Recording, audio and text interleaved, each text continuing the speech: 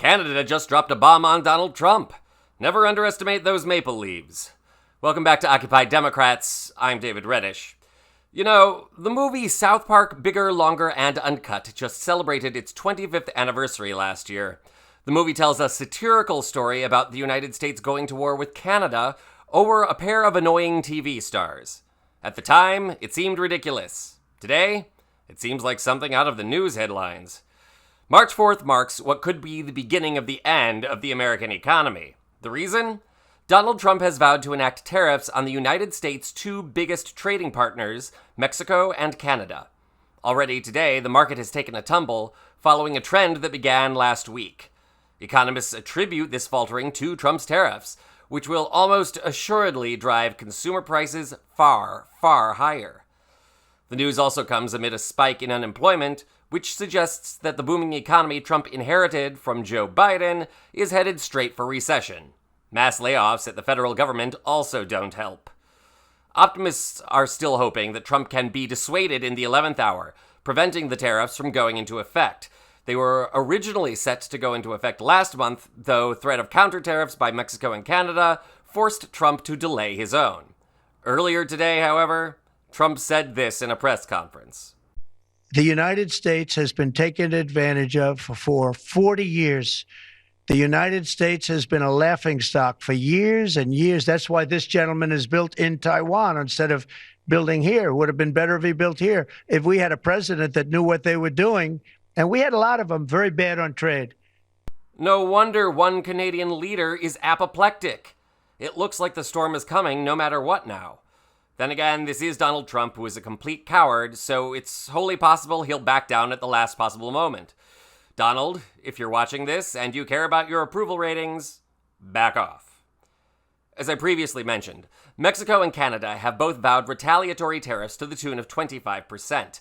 Given that both import large amounts of American goods, that's bound to further hurt the economy in the U.S., as well as those of Mexico and Canada.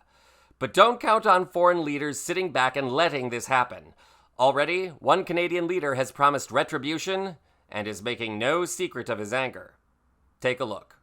If they want to try to annihilate Ontario, I will do everything, including cut off their energy, with a smile on my face.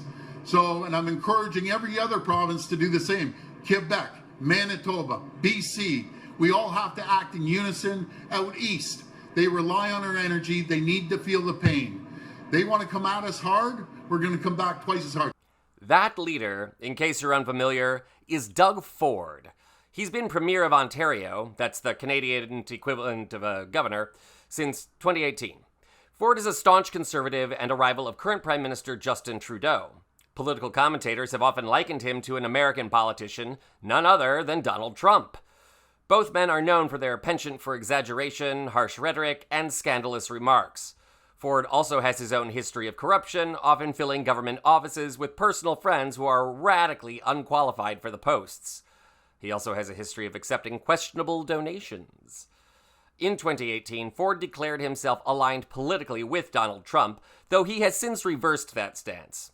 In addition to shifting his beliefs and policies toward the political center, Ford has blasted Trump, in particular calling his proposed 25% tariffs, quote, totally unacceptable.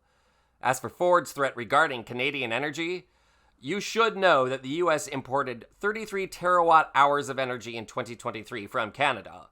90% of all energy imports in the United States come through Canada.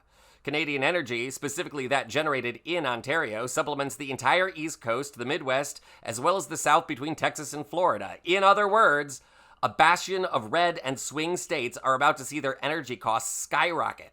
This, as the East Coast and Midwest have just survived an Arctic dome, and as last summer was the hottest on record in human history. In other words, Trump has found a way, yet again, to screw the American people. How's that for the art of the deal? It's time for Americans, especially moderate and conservative Americans, to wake up and stand with progressives against the Trump agenda. This is not the country we want to live in, if for no other reason than because it will cost so much more to live here. Also, memo to Republicans in Congress, if you think you can survive the next midterm elections because you were loyal to Trump, think again. The massive protests and chaos at town hall meetings in deep Republican districts are trying to send you a warning message. It's not just energy costs on the line. It's not just Trump's legacy. It's yours. We will have more on Donald Trump's trade war as it continues to develop. I'm David Reddish.